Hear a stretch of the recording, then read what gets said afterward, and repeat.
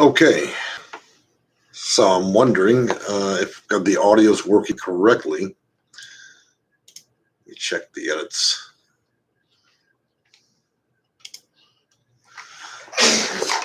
All right, guys, we're getting set up here, doing some audio checks. So this is kind of an unexpected video. It looks like I've got at least one viewer here. Today we're going to be talking about Section 202 for seniors. So before we get started, we're going to do some introductions.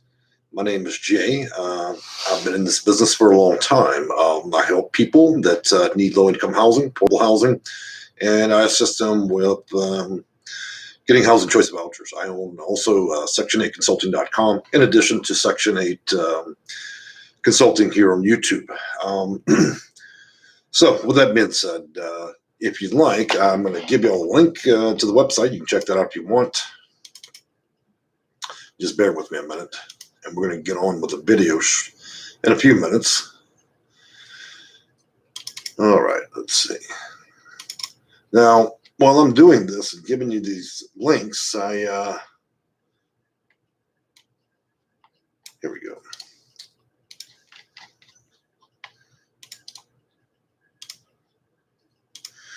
Okay, so now you can see these links are posted on the chat window. So if you've got a mobile phone or you've got a laptop, you should be able to chat with me in this chat window. If you'd like, you can ask questions as we go along. I ask that you please wait a few minutes and preserve. Hey, I'm recording. I'm recording up here, so please, with that phone over there, please stop. Okay, so getting back, so 202. For those of you that don't understand how 202 works, you must be 62 years or older, and this is going to be for subsidized property. Subsidy means that a landlord is subsidized by using rich tax credit property, where they receive tax credits back, and then they allocate up to 80% of the units available in the property itself. And then you're able to apply directly, or they may accept your housing choice voucher in such case. There may be a designation for certain properties to be 55 plus or 62 plus. So it really does depend on where you're looking for the subsidized housing. Subsidized housing typically is not going to be a situation where you would take your normal or ordinary housing choice voucher and then go over there and then try to apply it that way. Typically, you'll apply at the property. You'll fill out your application for both the landlord, and the other application will be for the local housing authority. It will be faxed or emailed, and then it'll be either approved or not approved. So I'm going to take a look real quick and just see what kind of questions we have about this.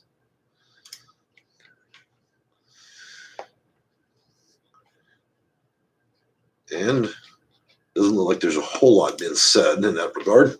So beyond that application process, you have a few other options. You can do project-based or tenant-based housing, and those do require. So for tenant-based housing, they have those are subsidy properties, but the funding is attached to the physical units. So if you were to move in, you receive the funding through the housing authority for 202, and if not that, then you can do project-based, which that means the housing authority actually owns the property, and then they're allocating a unit there for you. And it's the same thing. It's all tenant-based.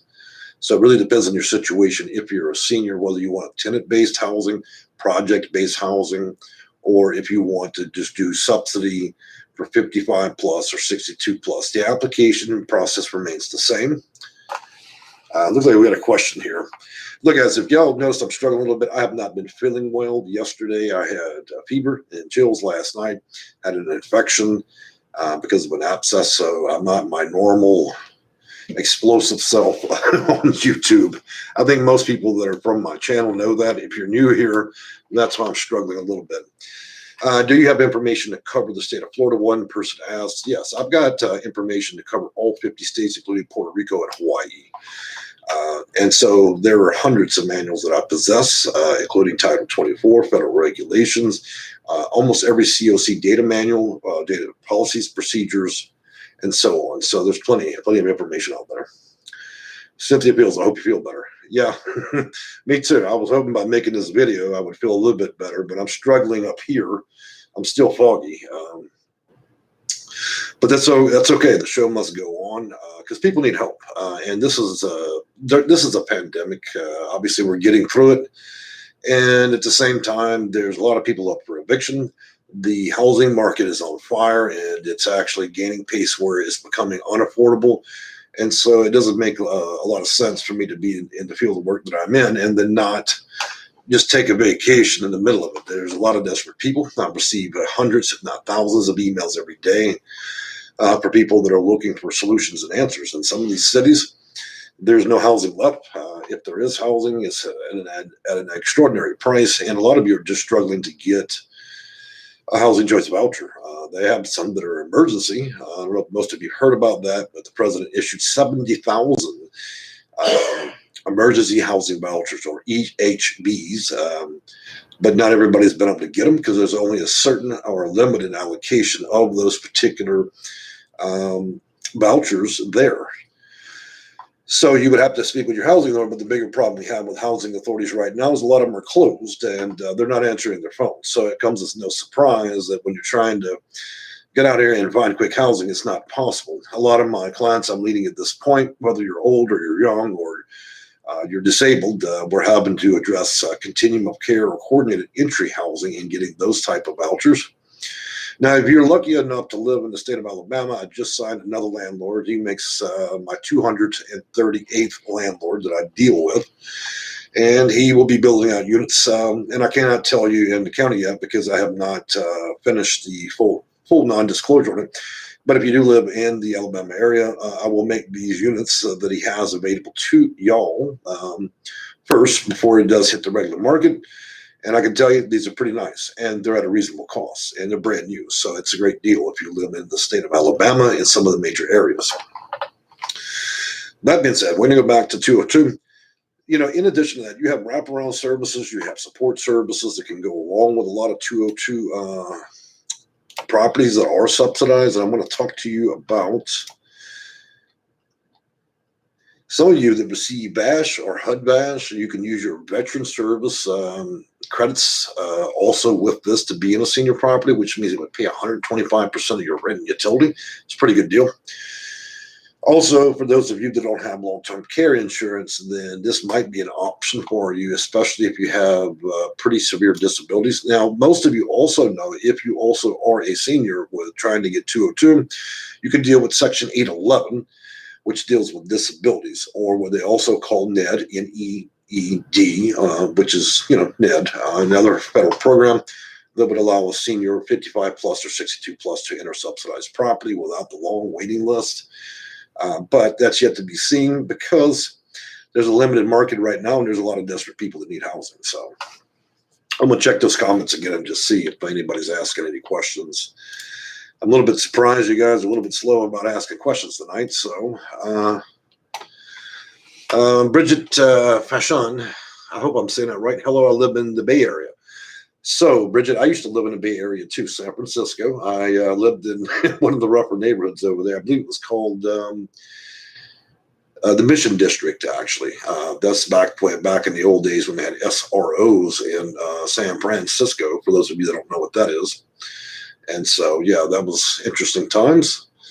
And Dolores Sanchez, I'm in North Jersey. So, I got to tell you guys, about 33% of my clients are from Jersey. About an even amount are from New York, and the greatest amount is from the Los Angeles, Orange County area. So I got to tell you that a lot of my experience comes from those states, and I see there's a lot of New York and New Jersey here tonight already. And New York, I dealt with the Bronx, Long Island, Manhattan, and many, many other areas, including farther out counties in New York State as well. So do I know your New York system as well? Do I know New Jersey? Yeah, absolutely. In fact, I can tell you in the city of New York, besides HUD and the Housing Authority, there are 63 additional operating services to city, county, and nonprofits over there. So it is a mixed bag of services. So trying to navigate that can be difficult. And that's not also including with county services that they have additional health and human services, mental health services, that are wraparound services that included that. Most of you are familiar with HRS and so on. So that alone, that few minutes of information should help you out.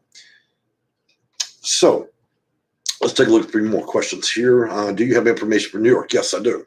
Hey guys, when you're asking for information about specific states, let's clarify what that information that you're requiring or asking for, because information is just information. I can send you wiki that tells you all about New York.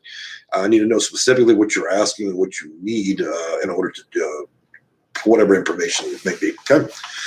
Cynthia Fields, thank you. I need to call you. Well, Cynthia, let me give you some information here.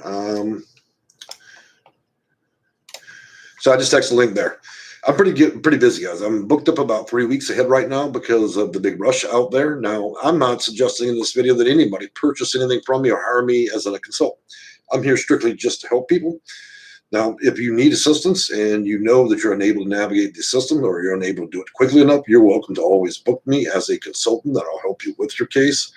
You should be apprised that my success rate is around 93%, which means I have a failure rate of 7%. So you should understand that. I don't give out mythical unicorns. I do fail sometimes, and not every case goes greatly. With that being said, let's move back to 202. So I pulled up some information tonight about AMIs for that. Now, one of the bigger problems we're facing for you seniors that are 62 plus and on the 202 program or utilizing net is going to be that a lot of you do not have a great enough income. You may not have a high enough payment for Social Security. And then, of course, they're going to stack that with an immense amount of money they require to make. Some of these nuts are asking 2 and 3x the rent. So I never understood that. If they understand that you only receive so much, and you're limited by a fixed income, then why would you raise the rent to a level that nobody on a voucher could actually afford? I don't understand why they do that. And that's very prevalent in New York, New Jersey especially. So I'm going to roll back to our questions again. Looking for a permanent housing in the Bay Area. I'm 55 years old. Well, Bridget, I got to tell you, the Bay Area, even 20 years ago, was tough to get housing. First of all, you're one of the most expensive places in America. Hey guys, if there's a problem with audio, please let me know. I know in one of my videos, y'all let me carry on for nearly an hour, and nobody suggested for a minute that the audio was too low. So for those of you who are watching and can comment, please let me know if you can actually hear me loudly enough, because my seniors, some are hard of hearing, and if you can't hear through this microphone, then I need to know, all right? So this is called a sound check. Somebody let me know that you can hear me correctly. All right, with that being said, no, you sound clear. All right, thank you, Cynthia. That's what I want to make sure of because I've been adjusting this. It's a very expensive mic, but sometimes I don't use it correctly. All right, so Doris Sanchez says, I'm 68, I'm retired, and with a 42-year-old developmentally, I suppose, delayed or disabled daughter. So with that, I can tell you that there would be a particular situation there. You could do subsidized. You could also do Section 811 under that circumstance, and you certainly have a lot of preferences because looking at your case, you meet the right age criterias, you meet the disabled criterias, and then the combination of both. So I think that you would do fairly well as long as you're not in a huge metropolitan area that's the system is strained. Thank you guys, all of you that are letting me know about the sound. I always appreciate that because as people get annoyed when they watch videos and they don't go the right way. So going back to 202, guys, look, I can also give you, let me give you a subsidized list. This is going to be a federal subcontractor for the Department of Housing and Urban Development. Let me explain something to you, to most of you don't understand. Most of these websites that you Google, or you go on Google, you type subsidized, low income, and so on. A lot of these sites are owned by Russia and China, and the goal there is for them to earn ad revenue. You click on their little ads and different things, and a lot of the information is complete bullshit. The properties are not real. And in other more extreme cases, the vast majority of them actually are wanting you to submit all your personal identifying information so they can take out personal loans and steal your identity. To give a prime example, I've looked at housing authorities, the official websites on Google for several different cities, and they actually land on the second page. The first page is filled with nothing but scam sites. Rather than it being New York City Housing Authority.gov, it will be something stupid like .us, .net, or something like that. So you have to watch yourself. And no, these sites that are claiming that you can submit one application and then that would cover every housing authority in America. That is a surefire way to have all of your identity stolen instantly. All right. They'll also look at your login credentials if you try to log into one of the sites. So just watch yourself with that. Let me give you the federal subcontractor for subsidy properties. These will cover every property in America.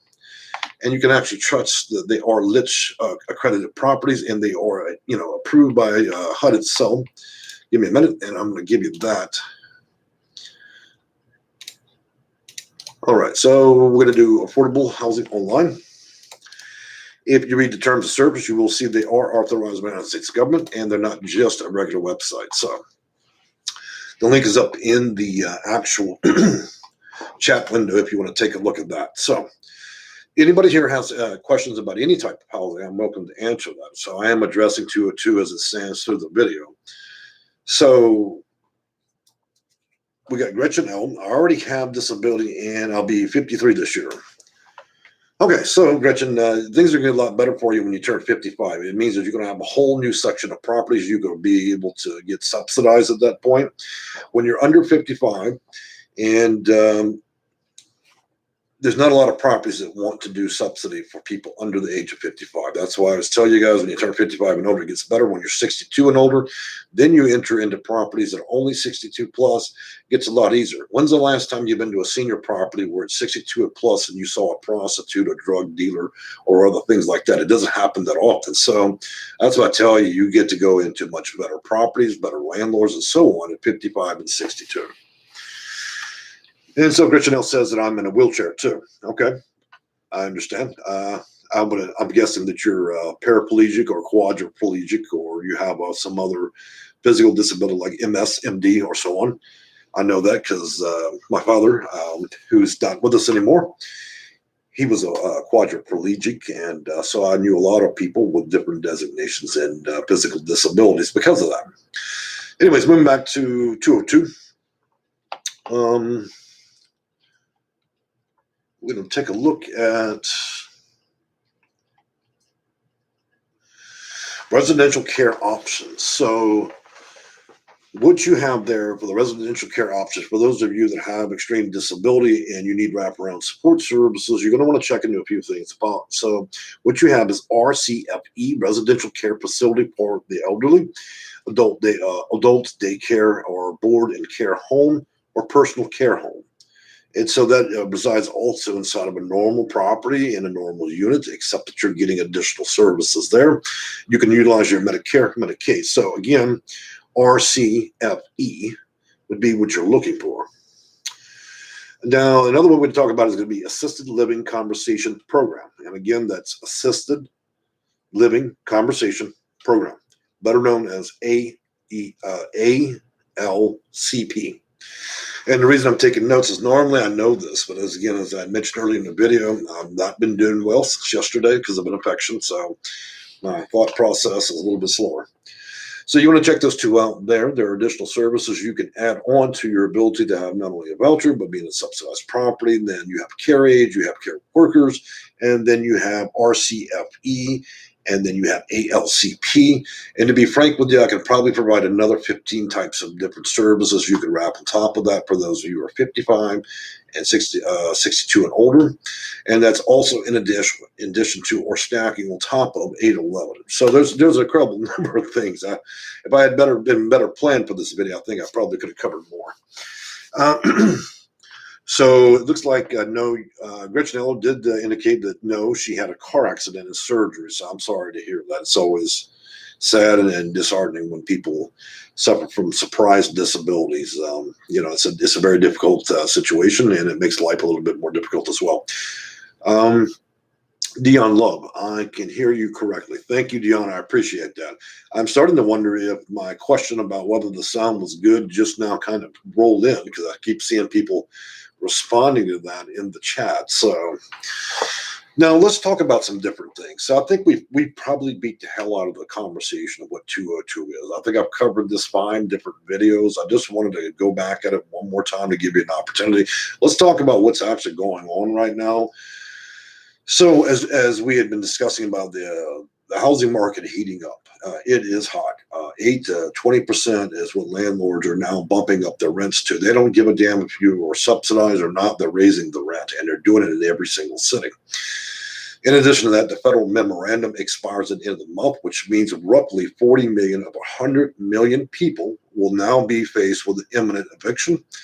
And that would be the largest migration of people in the United States history. Even if only 1 million were being evicted, that would tax our system to complete collapse. 40 million, well, that would just evaporate the whole system. Do I believe that 40 million people will be instantly evicted?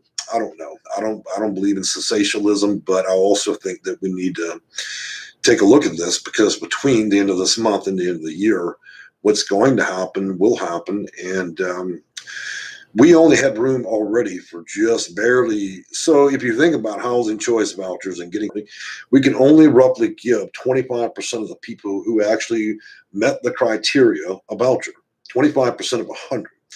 Now you add on to that 100 times what the normal amount of people applying for this stuff is at 1 quarter. You see what the problem is? The demand will far outstrip anything we have.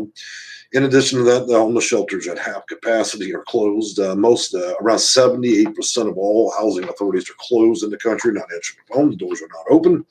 And then you put the greatest demand on housing ever seen in the market. So 40 million people, we're not talking about 40 million current low-income people. We're talking about people that were formerly middle class that have now zeroed out. They're no class. And so now they're revolving down to the bottom, where a lot of people that with low income have already been, that needed subsidies or being a senior. So we're seeing an explosion of different types of people that used to earn, that no longer earn, are going to be down there. And so it's going to be interesting watching this play out at the end of the month. Well, really, it's going to be sad. So, Deanna Love, I can hear you correctly. And then Jay Owens, hi, coach. Well, I don't know if I'm a coach or if you're referring to somebody else, but either way, welcome to the channel. Tonight, we're just talking about Section 811. We're talking about Section 202. Housing vouchers, a hot market where people are struggling right now to find any type of housing. A lot of people find in their situation they're having to port their vouchers out of state to different places to utilize them. And others, a lot of people are using continuum care housing as an emergency. A lot of you guys, your time is up. The landlord wants you out. And so a lot of you have been contacting me about that. So we've been trying to put in assessments where you're reading operational manuals, you're taking the assessment test through the continuum of care, and then getting a voucher, and then hopefully finding a place within 35 days. So it is an option if you're going to become imminently homeless, whether it's you, your family, your kids, your children, and the old. So there are some pretty decent options out there. So, well, guys, it doesn't look like there's a lot of questions. So I guess my surprise video wasn't as useful as I thought it would be for most of you. We, like I said, have been covering a little bit of 202 and what you guys can do with that. Now, just so you know, the Section 202 is designed as a subsidy, or it's a way that you can apply for senior property. It is not a physical voucher. Vouchers are a lot like a certificate, and that certificate is something that is blank. It's like with Section 811, it's like a string attached to it. So I'm trying to find the best way to describe these vouchers. So when you have Section 811 and you have Section 8, you have Section 9, Section 3, Section 202, and I can go on for a while with all the sections, but these are all funding levels, and they're like a string attached to a voucher. So the voucher in itself is just a voucher, and then it's attached to a specific type of funding. For those of you that suffer from AIDS or HIV, it would be HOPA, and that would be HOPA funding, and then HOPWA would be attached to the voucher. And then in other cases, if you had domestic violence, then that would be WABA. And then that string of funding would be attached to your physical voucher. So when you receive a voucher, it by its own nature is just a voucher. It depends on what funding level it's attached to. And that's the thing. We have 138 types of funding that we can go after, and that's not including county, state, programs. So the main thing is just understanding what this is. I did make a video, I think, covering 20 at one point, and then I covered another 100 in another video. You have to shop around a little bit and get the best deal with this stuff. So Now, if you are a student, you can go after 504, which means you or somebody under the age of 24, you're in college or you aged out of the system, which would be where you didn't have your actual parents, you were adopted and you were in the system, then you can go after Section 504. So that's just another one to throw in the pile. And then we also talked a lot about housing. And so you can purchase a house with a voucher, but it's not the voucher that's purchasing the house. So, as you know, the government gives you 70% of your rent. You give them 30% of your money to pay towards it. So, but rather than paying your 30% to the landlord, you would be paying that 30% to the bank. That is how the home purchase program works for people that possess any number of these vouchers. And then that can be stacked with an additional program, which if you purchase the property outside the metro area, say into a little bit in the country, that would be a USDA loan. And then that USDA loan would allow you zero down and zero interest for quite a while. It may require a minimum credit score of 530, which is pretty damn low, but cover a lot of people that don't have the greatest credit. And then in addition to that, Mr. Biden has allowed another program this year, which allows between $15,000 and $25,000 towards your down payment.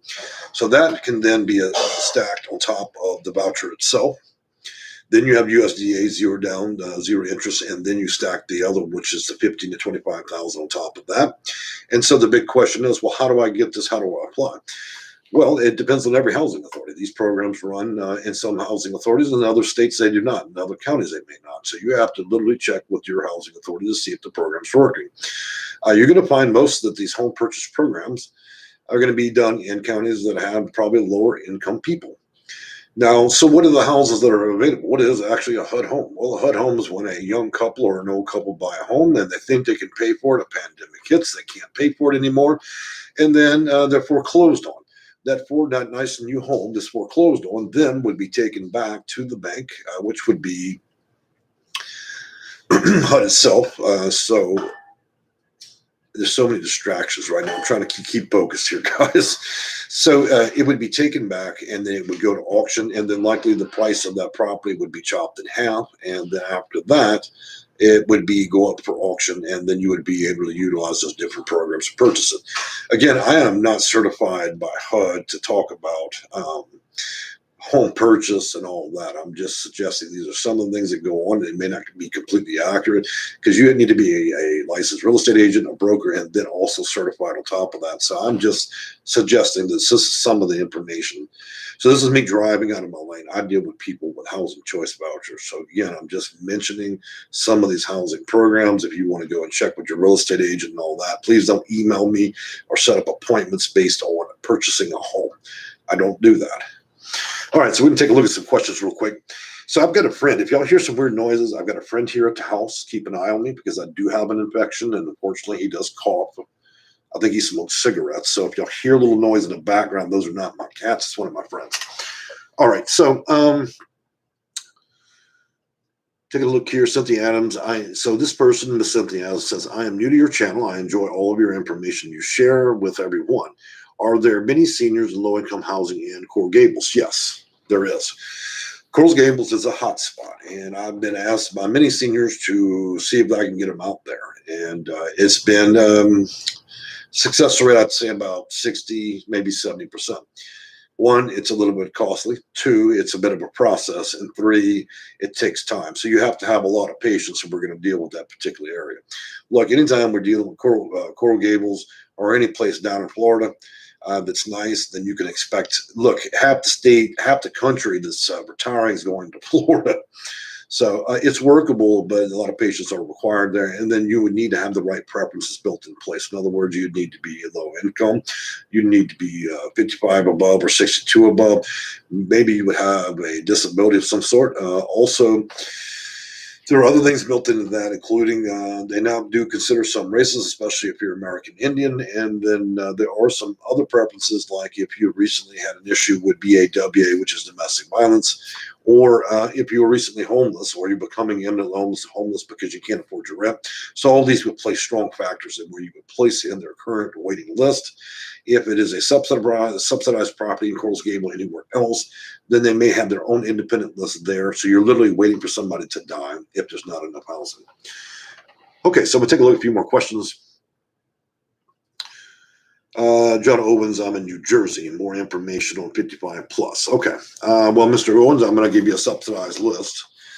Obviously, I don't keep a rolling dialogue for specific properties, but you're welcome to take a look at this list.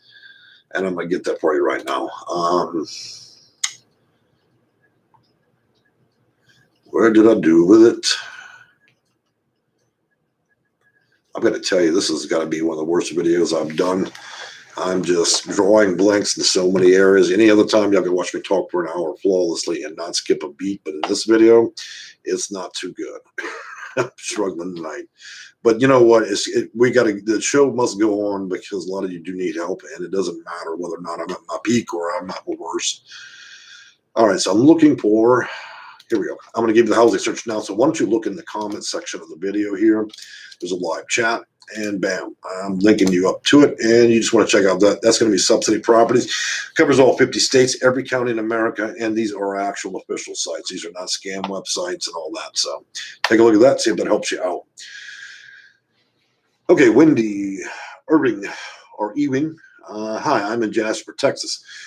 Well, Wendy, I'm out here in Houston. Well, actually, Tomball, technically. So we're both Texans, so that's a good deal. Found a home to put appliances in per case manager for inspection, and she did not qualify. Well, Wendy, it seemed like you're running a little trouble. So you're a landlord, and you were trying to put in some appliances, if I'm understanding you correctly. So those are called amenities. There's a whole lot I can tell you about that, considering I'm around 238 landlords that I handle their properties. So what's that stuff? First of all, you're probably wasting your time if you're adding a lot of amenities that aren't going to add any value, true value to the rent itself, and also to the unit itself. So I don't know how much you know as a landlord when you're adding and taking away things. So you may want to reach out to me about that if you're interested in learning more about it. We can also set you up with landlord packets, rent reasonableness, and about 30 other forms that would help you as a landlord. Look, guys, a lot of you go into this as landlords. You don't really know that much. I've dealt with a lot of you guys. You go in and it just goes so badly for you. You're kind of spinning in a circle. And I got to tell you, after dealing with 200-300 landlords with properties as small as 25 units and $20 million buildings with 200 units, there's little left to the imagination when it comes to me handling landlords' properties, getting you guys subsidies. So in other words, you can sometimes we can negotiate incentives up to $5,000 for every lease signed. Okay, so the way I do it and the way a lot of you landlords do it, look, you're no match for what I can do. One developer, he got almost $1.5 million in incentives on day one of opening. So if you don't know how to handle your business like I do, you might want to hire a Section 8 consultant. All right. So with that being said, oh, you're a tenant, Wendy. Well, I just gave an excellent lecture if you're a landlord. So Wendy is in fact a tenant. And so let's go back to what she was saying. I found a home to put appliances in per the case mentioned. I don't understand why you would be purchasing appliances for a unit that you do not own. That would be the responsibility of the landlord, unless they're just additional things, and then it will require additional approval, especially if you're under HAP contract, which is HAP. So I would need a little bit more clarity, Wendy, in that. So why don't you shoot me an email about that? Because I really can't spend too much time on one subject. So, because I'm not sure that I understand the complete context of what you're asking. So, I want to go back to something a little bit different. So now we've been talking about all this eviction stuff and how the country is just kind of falling apart and all that. Lots of sensationalism, but I think it is a little bit of reality of what we're facing right now. A lot of evictions, no places to go. The market's expensive, and people don't have a lot of places to go. And then, of course, it doesn't help that housing authorities now have the perfect situation, which they don't have to answer their phones. They can keep the doors locked, and they can work from home. And so it's really created a rural win situation where these housing authority employees can just do whatever the hell they want, and you have no recourse, no way to contact them. So, we're having a lot of my work has been involved in going out and sending certified mail to compel them or in-house counsel to respond to requests of clients. You can't just snap off the fucking lights and leave town, okay? Not when you're accepting federal funds. So if you're having difficulties with housing authorities, contact them, getting on the list, certifying anything, or even getting them to respond, then, under the guise or premise of federal law or Title 24 federal regulation, We can compel them to answer, and if they don't want an answer, then we can take it up to HUD's district or Washington, D.C. office, and then let the federal offices handle it back on them. Additionally, we have additional resources for each regional area. Look, to be in a disillusion, housing authorities are not owned by HUD. They are owned by the county, and the county puts their own people in there to work there. A lot of these county employees are paid next to nothing. Most of them never even read a HUD manual, and most of them couldn't even come close or remotely close to competing with me as far as what actually goes on under federal law, federal regulation. I would surmise to say that most of them have barely even read their own operational manuals, which you can get from Nana McKay. So in other words, I have a wealth of information in comparison to most of the housing authority employees, including data standards, operations managers, their algorithms, everything. There's very little left to imagination, including their assessments for COC. So let me jump on back. Cynthia Adams says in the comment section, I'm 55 plus, subsidized housing. Will you be able to assist me in Coral Gables, Florida? Well, you know what? Let me rewrap that for you, Cynthia. Go on Google, go on YouTube. Ask yourself one question. When you go on Google, who is the #1 Section 8 consultant in the nation?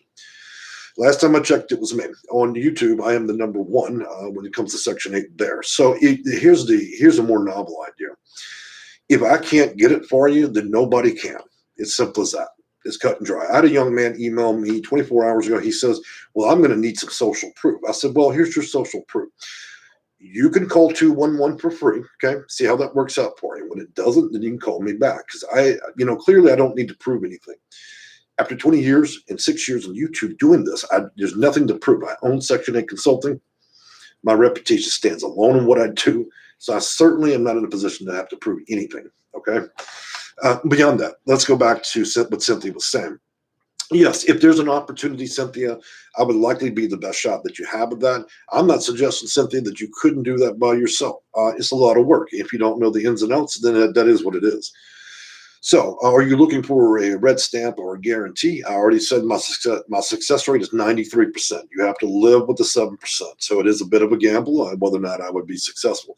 Cynthia, I also do not know anything about your case. I haven't talked to you about preferences. I don't know if you would, in fact, follow the directions I gave you and follow the plot and course of things I'd want you to do. So for me to go publicly on a video and just say, yes, this will work out, that's not going to happen. There's a lot we must discuss. And if you're willing to do things my way, then usually the outcome is pretty much the same. You're going to get what you want. However, if you have unrealistic expectations, like a lot of people, then it may be difficult. So, but the important thing is I'm willing to be honest and in everybody's face. Most people know with talking with me and watching my videos, I don't pull any punches. I tell you exactly what you need to hear. If you're looking for sweet and Christian and all this other jazz, then this is not the channel for you. Okay. I'm always going to be straight up with you guys. So let's move on here. Rena Hall.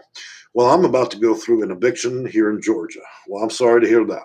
My mom is HOH, so my hands are tied with getting rental help. She won't fill out the paperwork. What should be my next move? Okay, let me see if I can process that. So we're in Georgia. Your mom's got HOA, if I'm reading it right. And so your hands are tied in getting rental help. She won't fill out the paperwork. So you know what it sounds like? It sounds like you or your mom or both of you are filing for federal funds, which would be better known as ERAP, Emergency Rental Assistance Program, and that because your mother is not participating in the application process to receive back rent or future rent, that you might be unsuccessful. And that's true. If not everybody's participating, then it could fall apart. So I do believe you when you're saying that. Moving on, Lisa Stokes. I just booked my consulting. Okay, well, Lisa, I don't know if you booked it with me. Congratulations. If you booked it with somebody else, congratulations to that other person. And so you said that you're turning 55 next year. I want to start this process. That's an intelligent move. If you're turning 55 soon, then you really should start evaluating what your case and how you need to prepare. A lot of you think this is like McDonald's, okay? I don't believe that any of you are stupid, all right? So when I use the terminology, you think it's like McDonald's.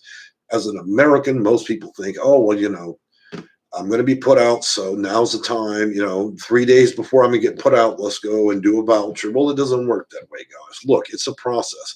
If we don't start days and weeks and sometimes even months early on your case, then, it's going to be impossible. There's so many things that go into this. It's not just about having an ink pen full of ink or filling out a stupid application.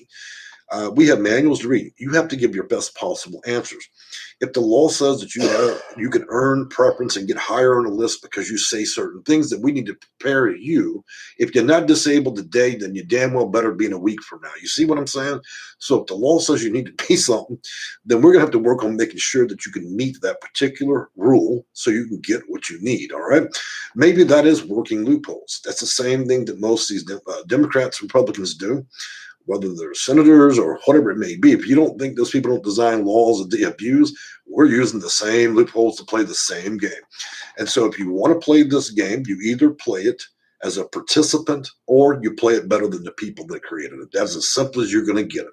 If you want to go into this as good Christian folks and be honest about everything, good luck with that. All those people right there are going to be getting their voucher in 25 years. So congratulations. You can read your Bible on the sidewalk. And so this is not a personal attack on Christians or anybody. I'm just saying, if your general attitude is, I'm going to go into this and be honest about everything, and I don't believe anything's rigged, and everybody at the housing authorities is good, sweet, and you're just going to give me a voucher just because we're holding hands and praying today, you're out your mind. It's not going to happen. All right. So we have to utilize any loopholes any way we can to get the voucher quicker than anybody else. Otherwise, you're going to wait till you die. That's simple as that. I don't need to explain that. Most people on my channel, almost 10,000 of them, can tell you that this is a game, and you're either going to play it well or you're going to do very badly. With that being said, we're going to move on. So we got Ruth. Hey, Ruth. Now, Ruth is a member. That's why she's got that special badge. And by the way, those of you who joined the channel, it's a couple of bucks, and I spend that on. And you know what? I forgot to mention. If you look behind me, that monolithic cat tower, there's an excellent example right there. It is 6'5" tall. It is the mother of all cat towers.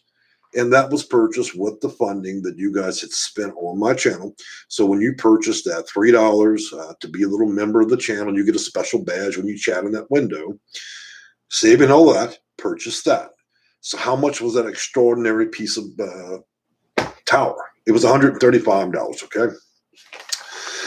That's for all these cats that I take care of and have rescued. So I do not in any way, and if any of you try to make me feel guilty, I'll put your ass out of my channel, okay? Because I tried to help animals. I love animals. I've spent probably $1,800. So if anybody comes to me, well, you should have given that to me because I'm homeless, and I will put your ass out of my channel. Okay, do not ever try to imply guilt with me in this channel, especially when I'm out here trying to feed, house, and help these cats. I won't tolerate it. So with that being said, Mr.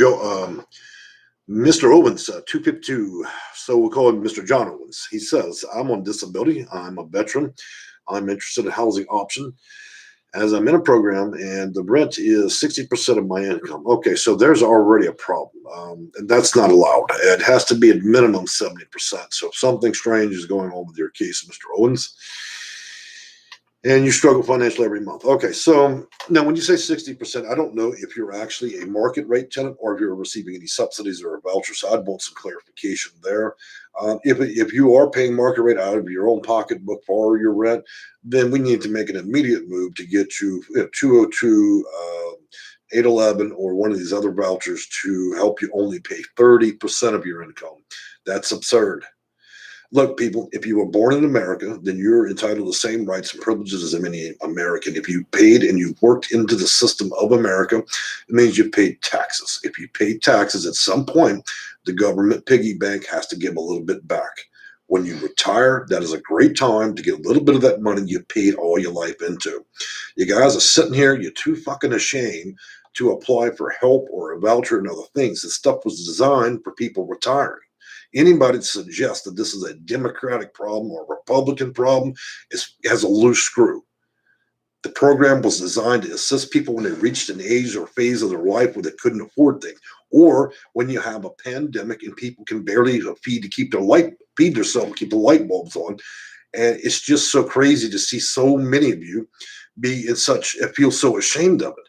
Why be ashamed of something you already paid for? This is a party ticket you've been paying for 30 and 40 years. So why the hell would anybody be ashamed to go and collect on the party ticket you've been paying into? This is a piggy bank you've been paying into all your life.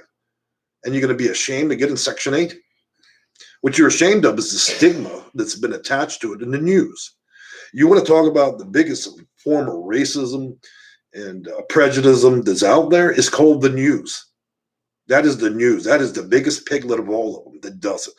That's the social divide. Without that fucking news agency doing what it does, then nobody would actually be believing that strictly black people tear things up and they're bad voucher holders, or that Asian people don't deserve to get any type of subsidized housing, all that other crazy shit. All of it comes from the news. And then people believe the news. And then I have to sit here month after month and then unroll what all you believe. You know, it's disgusting because it really is the news that's warping all this stuff. And it's counterintuitive. So let me be real. Every tenant that's ever been bad in Section 8, it's not a particular race, color, or an age. It's strictly based on whether or not it's just a bad person. Okay? So, burns me up, man, when I hear about that stuff. So, moving back. Miss Loretta Hughes, at least you're right in keeping it real. I respect your honesty. Thank you, Miss Lizette. I hope Miss Hughes. We'll just say Miss Hughes. George Nair, how have you been?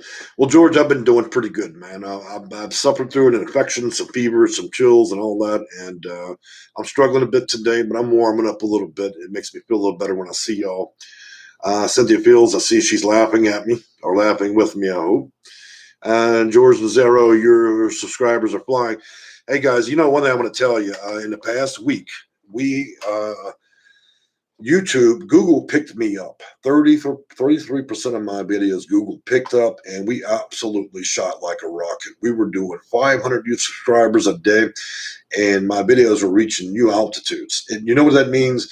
It doesn't mean I'm earning any more money. What it means is it's reaching to people that need to see this. Look on Google and see how much bullshit you read in there. All those articles on Google were written and they're just garbage. 4 steps to getting a voucher. Now, when's the last time anybody went down the housing authority and followed 4 steps to get a voucher? I really want to just eliminate all this trash on YouTube. 3 steps, everything's 3 and 4 steps. Nobody gets a voucher that way. That's stupid. Same thing with these articles. Have you ever written one? By the way, guys, you go on Google and then type in how to get emergency housing assistance. It's an exact fucking copy of one of my videos. And then the other one below it, it's just terrible. It talks about shit that's irrelevant. And then it still doesn't even tell you how to get a voucher. And all these articles on Google, all written the same way. It's like they're copying each other. And it's all just bullshit. It isn't going to help anybody. You know, they don't tell you anything. Or they tell you something so stupid like, oh, if you get an application, fill it out. Well, no shit, Sally. We knew that. Why are you even writing an article if you don't know what the hell you're talking about? So let me tell you something, guys. Don't expect Google and a lot of these clowns on YouTube to help you, man. Look, most of them don't have any manuals. They have no experience. And then in a week, they're going to be the master of fidget spinners. And the week after that, they're going to be an expert on Tupperware. Okay, is that where you want to get your advice from people that just simply are nuts, that just they want you to click ads on their video, man? So let's get on back to questions because y'all got me on a tear today about fakes and frauds on YouTube. Okay. Lisa Stokes, I booked it with you. All right, Lisa Stokes, I'm looking forward to your appointment. And then Ruth Ninsley, yeah, I just tried to get in touch with you. Messenger, I rarely read that Messenger, guys. Look, I get hammered hard. Thousands of emails every day. And I will check my Messenger. Jay Owens, I think I covered that one. Believing in Justice. Believing in Justice is my new runner-up. Now, I want you guys to know there's something. I've got some commenters that are my strong commenters, and one of them is Daniel. I'd like to recognize Daniel as being the #1 commenter for my YouTube channel. Daniel is a loyalist. He's here every day. He comments. And one of my runner-ups that talks quite a bit is Believing in Justice. She or he, she's been a very strong advocate of her channel, and she visits a lot, leaves a lot of comments, and she's also a benefit to our community, like many of you others. Matter of fact, roughly 40% of the commenters in the channel are normal members, and I appreciate that because it means we have a community of people that believe in helping others. This is not supposed to be a self-centered process. So let's take a look here. CZ Kings, I need help. All right, Mr. King. Well, there's lots of people here that can help. I can help you, but that doesn't tell me much other than you need help. I don't know if you need help with if you need a ride to the gas station, if you need help lighting your cigarette. Do you need Section 8 housing? I don't know. You got to be, you got to tell me what you need, brother. Daniel, do not wait until the last minute. Daniel's right. I keep telling you that, but guys, when the end of the month hits, when the first, let's see, June, July, so August 1st, when all the shit hits the fan, and the channel analytics to absolutely snap in half because 40,000 people a day are trying to contact me. Please don't come back to the channel and say, "Wow, I didn't know that was going to happen. I had no idea. I just didn't. I can't believe that half the nation's getting evicted." Well, it is. Okay. If you don't start seeking a solution to get in housing right now, then you're going to be in that tidal wave of people. They're going to be put on the street with nowhere to go. And so I don't really need to make that sensational claim. It is what it is. It's going to happen anyways. Caesar King, can you help me, please? Okay, so we've advanced from can I help you to can I help you, please? Again, I don't know what you need help with, Mr. King. Miss Laney 9. Oh, Mr. J, so sorry that you've been under the weather. Drink some parsley tea to help break up and remove the mucus from your nasal passages. Well, the problem I'm having, 99, is with my leg, not so much my sinuses. I am a little stuffed up because of all the pollen, but that's not the biggest problem I'm dealing with right now. Rena is loved. I need your help with getting Section 811. I am a stroke survivor, now disabled, and also homeless. Well, I can tell you, Rena, you got a good case. First of all, you are VAWA, you're disabled, and you're homeless. Those are one of the three combination things that would make you rank really well for COC or continuum of care housing. And so I think you would probably have a pretty decent case. Here's the thing. A lot of you guys that are homeless are already fixing to be homeless. You have excellent cases, but nobody's going to teach you what you need to do. That's the problem. I mean, I've made 200 videos. I don't know if you'll watch them or not, but you have one hell of a case to get housing. If you're depending on the shelter, the homeless shelter you're dealing with, and the lunatics that call themselves counselors that work in there, like that evil bitch that works in the back office of the homeless shelter, if you're expecting that lady or that man at the homeless shelter that doesn't give a shit to fight for your case and get you a voucher, you're out of your mind. I would never be represented by anybody within a homeless shelter. Most of those people have gotten their diplomas out of a bubblegum machine that are working in there that are supposed to be getting you vouchers. Stop the bullshit. They're not going to help you, okay? What they're going to do is they're going to pull out their rusty ink pen, fill in whatever shit they want on your application. They may or may not submit it, and then you're allowed to talk to whenever they're in a good mood. Is that how you want to be handled? My advice is if you can't afford a consult with me or somebody else, look, I'm not stupid. Even a homeless person can get $40 in loose change off the sidewalk, from panhandling. You don't want to be represented by anybody in a shelter. That's a shit show. Those people don't care. Plus, they make money off you being there. So as long as you reside on a rubber mat or on a metal jail bed that they provide you in a gymnasium, okay, or you're sleeping under a big fan out in a carport at the homeless shelter, there's no incentive for them to do anything for you when they're going to get federal funds to keep you there, like you're an animal in a pound. If you want to get a voucher, quit fucking playing around. Quit walking to the gas station, spending $9 on a can of Starbucks and a pack of cigarettes, and hire a consultant. That's the best way to do this. If you know a man can assist you with that, and get it in a reasonable time, then why are you blowing all your money on bullshit? That's what I got to tell you guys. You waste your money on so many things, but when it comes to securing the number two thing in your life, which is your housing, you treat that like a joke. So I'm just going to tell you, if that's what it's going to take to fix your life, get your housing, then do that, and I especially have to get on some of you guys when you're homeless, because a lot of you guys, you're struggling with drugs and alcohol and you're not listening to what I'm saying a lot of times. I want you guys to recover, but you're never going to recover hanging out on the sidewalk, smoking cigarettes and burning up your money that way. You've got to get your shit together. So just make that a lesson. When you're ready to exit that system of the street or the shelter, come talk to me. Mac RN, I need emergency housing. The problem is I'm married, my husband is 58, and I'm still working. Well, Mac, we'd have to look at your financials and see. We got to see how you set up. So though you may meet a lot of the criteria, you still have to meet the first and most important thing. So let me explain what that is. anytime the housing authority is going to grant any type of voucher or subsidized to you, there's one critical thing you must be at all times. 75% of all vouchers given out must go to extremely low income, which means if you're not extremely low income, you go into 25% pile. Guess where those people are, that 25% pile? They're in the pile at the very bottom. So the number one criteria that you're going to need to be is extremely low income, and generally that's under 24,000 a year per person. Now that number may rise much higher for San Francisco, New York, Bronx, and all that.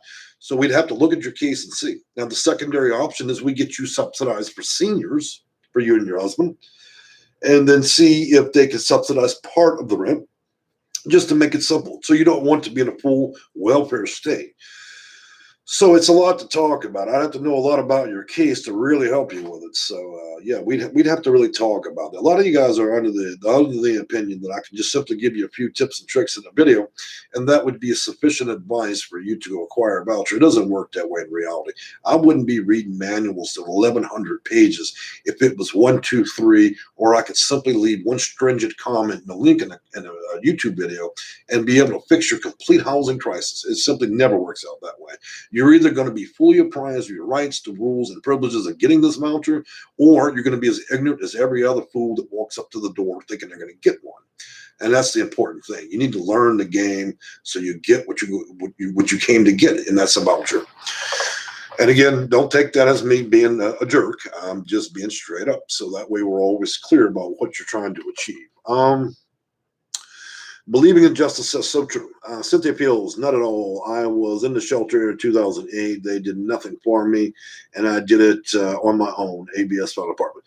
Miss Field is a perfect and a prime example of I'm tired of dealing with the shit at the shelter, and she got herself out. She is a rare jewel in a system of things. And by the way, Cynthia, when I gave that speech, condescending speech, almost that was not geared towards you, Cynthia. I was speaking to the many of the souls that are in the homeless shelter that aren't doing shit to help themselves. Okay, so that was not a lecture aimed at you whatsoever. And yes, you're right. About 3 to 5% of people in the shelter do have a high intellect, and they're able to navigate their way out. And you likely would be one of those people that could end up being somebody like me if you spent your life work trying to figure this stuff out. So congratulations to you. I wish that all of my clients possessed the ability, the skill, and the mindset to be able to do such a thing. A lot of people don't make it out the system. Moving on, believing in justice, $45, Mac. George Navarro, I just wanted to book a consult, but you said your schedule's packed. Can I get an emergency housing voucher in New York? Now, just the mere fact, Mac, that we're talking about an emergency voucher in the most populated city in America. Now, what do you think the outcome would be for an emergency? There's a possibility they could potentially you could be considered for a emergency housing voucher. But let me ask you a question. If we lined up a person with no eyeballs, that guy's got no legs and he's dying of cancer, the other lady's 99 and she has no legs and half her torso is gone, then you have another person with one leg, missing both legs, and she's mentally gone, and then there's you. So how do you think would they consider you for the housing choice voucher, or would they consider somebody else? So let's be realistic, man. I think that maybe you have a small chance of getting an emergency voucher, but do I think that you would be able to compete with 20 other thousand cases of people with severe disabilities? Probably not. Could we get you housing quickly in New York? That's a better question to ask me. I think that there are some opportunities in the state of New York that have not been explored. If you're willing to move to a county that's not so populated and you're willing to go through a continuum of care or coordinated entry, then likely that could potentially get you in housing within 35 days. But can I get you the quote unquote emergency housing voucher? Probably not. Not without you having, not without you having severe disability. So, this message has been held for review. So, it looks like somebody made a comment that wasn't acceptable. Cynthia Fields, thank you. You're absolutely right. I appreciate the confirmation there. Well, guys, we're at 58 minutes. We've been all over the map. And I think the biggest message I'd like to communicate to you guys tonight is there are 200 videos here to help you guys. There are over 200. I've spent a lot of my career doing this. If I didn't know what the hell I was talking about, there wouldn't be 2,000 hours of me rambling through videos showing you guys manuals, links, HUD director reports, data manuals, processing manuals, questions, the answers, everything. Okay. I published almost my entire library on YouTube. These are not opinions. I've stated Title 24 federal regulation in its entirety. It would tell you that I understood this at an expert level. There's no questioning that. Am I an expert at what I do? Yeah, absolutely. Is there anybody as good as me in this country? I just doubtful. I could compete with any HUD employee. How long do HUD employees actually last in DC? About 3 to 5 years. I've managed to last 20. Okay. And I don't work for HUD, but I know all their policies. Every time we change a president, I have to reread everything and then learn it again. And then you look at my success rate. Go video to video. Look at all 200. How many angry people are there saying, you know what, this is a complete joke. The guy doesn't know what he's talking about. He's given no proof of anything. And then everybody's angry and pissed off because they believe they've been scammed. You won't find it on my YouTube channel. You won't even find it on Google. What you will find is I own the #1 and largest Section 8 consulting YouTube. You'll also find that I'm ranked #1 for my website. I'm also widely known as one of the best in the nation to do this. So it comes down to what you want to do. Do you want to handle the situation yourself, or do you want somebody to help you work through it? Okay, and that's strictly up to you guys. I'm not gonna. I'm at a point in my life where I'm old enough at this point. I don't have nothing to prove. If you're so mentally ill that you don't understand when people are trying to help you, or if you're too mentally ill to understand that I have to be able to make some type of income from my time to do consulting, then nobody's gonna be able to help you. So just a small lecture there that, look, you can get help. And we've had plenty of success with that. So there's no reason why you can't. I wouldn't have rings under my eyes, guys, if I wasn't working hard to do my job for you guys. So let's take a look at a few more questions here. Rima is loved. I ended up homeless after my stroke. I am being abused by my ex. And after I've had to depend on him, I have a left side weakness, epilepsy, diabetes, mental health, high blood pressure, and suffer brain trauma. Now, for you, I believe we can get you in VAWA housing and probably get you a pretty decent housing. But I don't know where you live, Rena. You would want to reach out to me about that, because if you've been devastated that badly, we need to talk. All right, Mr. King. How can I get help? All right, Mr. King, that's the third time you said it in my channel about asking for help. So now you're permanently barred from making any comments on my channel. I'm not going to play silly games with people. So, look, guys, I understand that you all want to ask questions, but when you repeatedly ask the same ridiculous question over and over and you're unable to follow direction, then I have to put you out, all right? So, Mr. King, you can book a consult or go on and move around your business.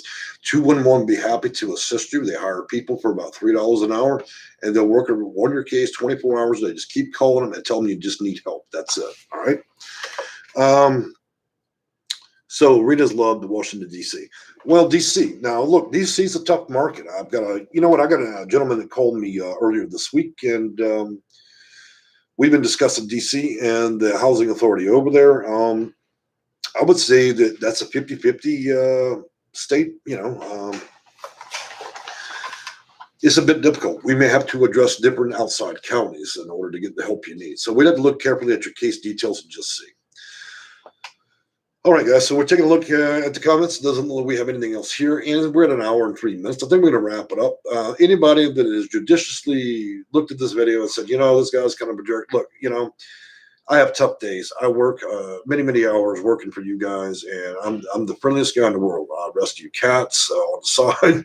I rescue homeless people from under bridges. I rescue homeless that are rotting in homeless shelters. There's really not many people that care as much as I do.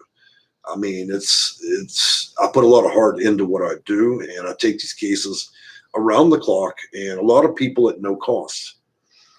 So don't judge a man simply by how tough he is. But I have to be able to speak to all of you in many different ways, because not everybody acts and thinks the same way.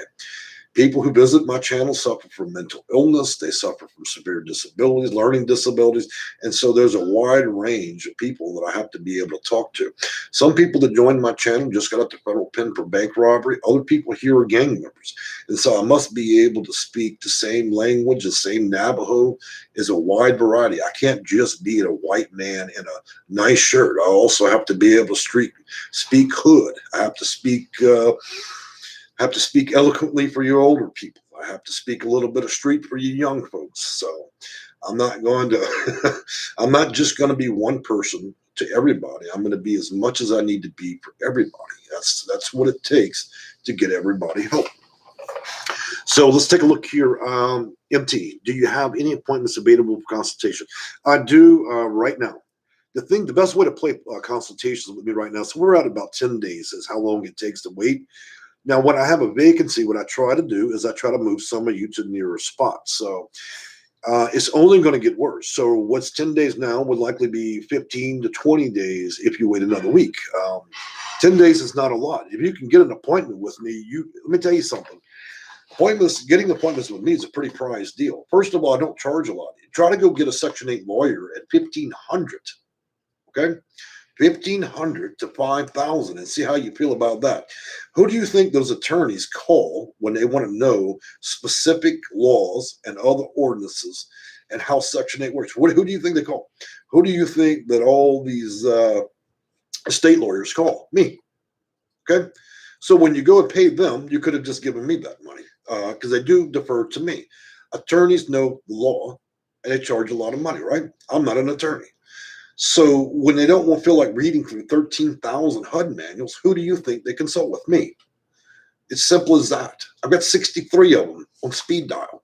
Anytime they have estate planning or whatever, they got to deal with a HUD case, they're not going to sit there and just spend another year of their life in school trying to figure out what the hell's going on with HUD. They hire a consultant. So be smart. Do the same thing they're doing. Also, I have homeless shelters. I have nonprofits that dump their entire caseload on me. These are nonprofits collecting federal funds. They want to go out and save the people, feed the children.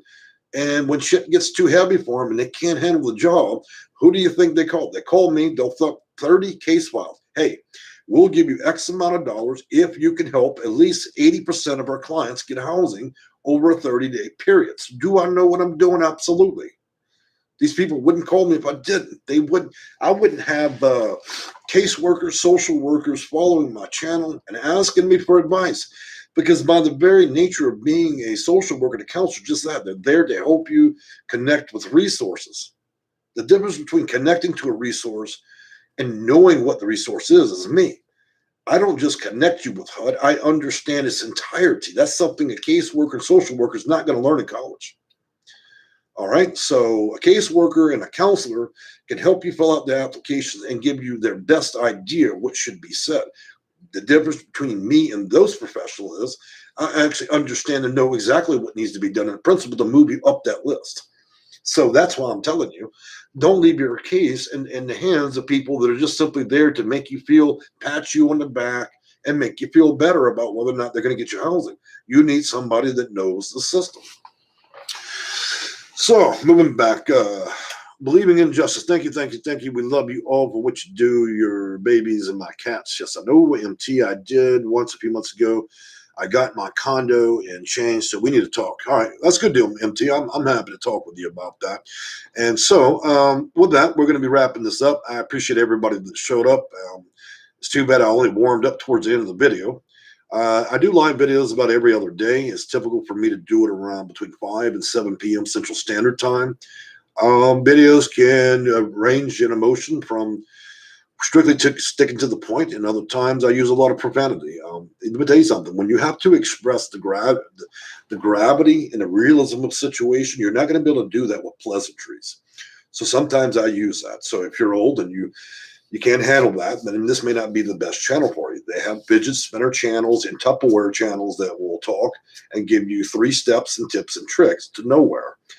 Think about it is, guys, if you're unable to hear the truth and understand what the policies and procedures are for HUD and vouchers, and you're unable to accept reality and how rough and tough it can be, then you're not prepared to be on this channel, okay? Because I deal in facts. I deal in what I can prove, okay? I don't deal in opinions, concepts, ideas, and all that. I can either back the shit I'm saying, or I need to close the channel down, because then I've just become a circus clown. And I'm not here to be a circus clown. I can even back what I say with federal regulation, Title 24. I can back it with HUD manuals. I can back it with housing authority manuals, data manuals, and other things, or I am a circus clown. And since I'm not a circus clown, that leaves me standing alone. If you want circus clowns, there's lots of them that give advice. That's what that is. I do consulting. So with that being said, guys, we're going to wrap it up tonight. Like I said, I've enjoyed talking to y'all. We've had an immense amount of traffic on the channel, so I'm really thrilled at the fact that it's getting out there. The word is getting out there. People are getting help. We've had a tremendous number of cases, about 222 cases. So that means 222 people in the past 30 days I've helped get a voucher, okay? A voucher to COC, a voucher to a housing authority, and so on. And so what is my failure rate? My failure rate is 32 people not getting anything yet. Of those 32 cases, let me be very clear. 21 of them is because they were unable to remain sober off of drugs. In 3 cases, it's because of intellect, which means the person did not have the mental capacity to understand how to handle the situation. And unfortunately, it happens sometimes. Some people have developmental delays and learning disabilities. And then 3 other additional cases because of memory issues. I have clients that their whole memory seems to wipe every 24 hours. So you're dealing with an infinite loop. And then I accept a full 7 failures where my consulting was absolutely not to standard. I couldn't compete with that particular housing authority, but I can assure you of one single thing. I only make that mistake with the housing authority once. If I let a housing authority win over me, I will research the hell of it. And when I come back to that housing authority, let me tell you, I will light their ass up, and I won't lose twice. I'd never lose twice. So yes, I do actually have 7 losses. And in those cases, I just gave people their money back, okay? If I can't, like I said, if I can't do what I say I can do, then I don't need to be doing what I'm doing. All right, guys, I'm going to go lay down, guys. I'm in a nice shirt, but I can assure you that's about all. I'm in shorts below this, man, because this infection hurts. My leg is swollen, and I got to tell you, it's actually quite painful. It's a different kind of pain. It's not like a stabbing pain, but it's the kind that makes you feel terrible. And right now, I feel like I'm baking in the sun despite an air conditioning vent just above me. So, yeah, I don't feel too hot, but people need help no matter how I feel. So I decided to come on tonight and talk to you guys. So that being said, y'all have a good night. I've enjoyed talking to you. If you need help, you know where I am. Other than that, that's all I can say for you guys. Let's check out one or two more comments before I go, because I see a few people just jumped in. Crystal Addy, thank you. Hope you feel better. Thank you, Crystal. She's a normal member of our channel. T-Bone Steak, he pops in and out occasionally, so I do recognize him as one of our good members as well. Nielsen, Nisa Williams, I live in New York. I'm 70 and my mother's 87. We are low income. How do we apply for a voucher? North Carolina. Well, that's not something that, that's like a 30-minute conversation. So the easiest way, Miss Williams, would be, let me provide you with, you want to look up your housing authority, and then you want to approach them about getting a voucher. So the easiest way to do it that way, but I'm concerned that you ladies would probably not give the best answers on your application, and thus would not afford you a very quick waiting time. So I don't really think you want to wait till you're 108 to get one of these. So, but I will afford you the same opportunity I do anybody, and that's to give you a little bit of information. Because, like I said, it's not my goal to charge anybody for anything. If you don't want to consult or pay to consult with me, I'm fine with that. So let me give you I'm going to give you PHA's Everyone in America. You can look it up, and then they'll have an application. You fill it out to the best of your knowledge, and that's the free way to do that. Just fill out the application, and then they'll figure out whether or not you have the priorities that are applicable, and you'll either end up at the top or the back of the list or the middle. There's a lot that goes into this stuff. So, KC, your website can't be reached. Let's see about that real quick. My website can't be reached. So I'm going to my website. It loaded in 2 seconds, so I don't know if that's a problem.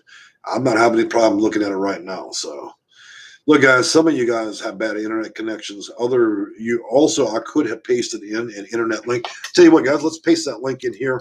How many of you say that this website's not working? I'm gonna type in my website right now. Sorry, give me a second.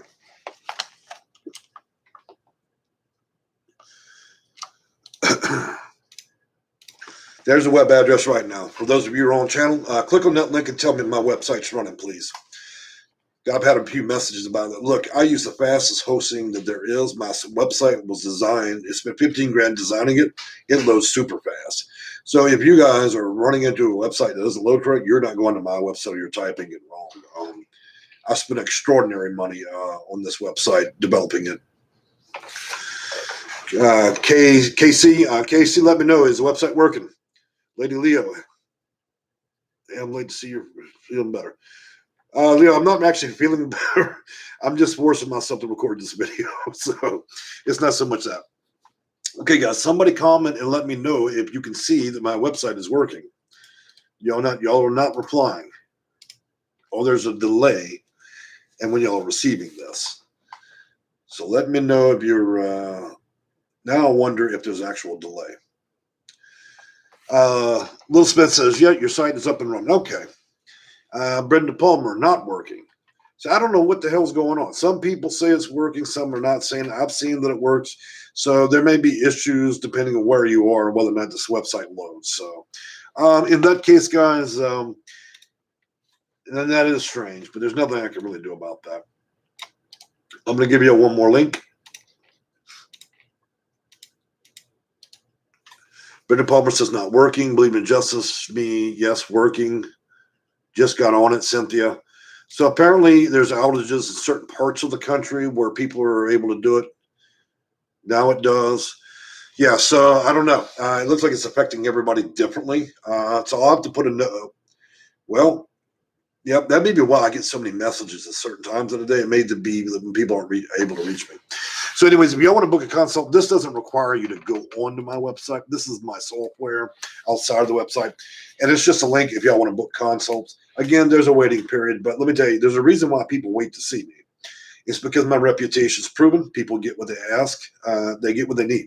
Otherwise, there wouldn't be a waiting list. So anyways, guys, look, I'm going to get out of here. I'm tired. I don't feel well. I need to rest, and we'll talk again this weekend. All right? Y'all have a good night.